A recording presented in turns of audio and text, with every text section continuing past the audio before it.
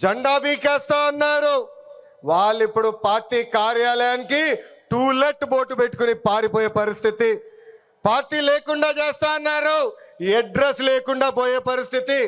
Why not 175 అన్నారు, ప్రజలు ప్రతిపక్ష హోదా కూడా ఇవ్వని పరిస్థితి. మన బొమ్మలు పెట్టి బాక్సింగ్ చేశారు, ప్రజలే ఇప్పుడు ఫుట్బాల్ ఆడుకునే పరిస్థితి.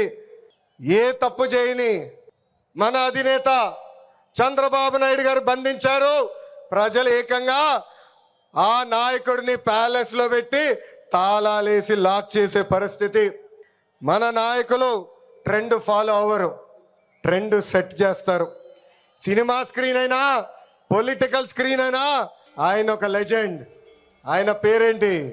విశ్వవిఖ్యాత నట సార్వభౌమ స్వర్గశ్రీ నందమూరి తారక రామారావు గారు. ఎన్టీఆర్ అంటే 3 అక్షరాలు కాదు, ఎన్టీఆర్ అంటేనే ఒక ప్రభంజనం.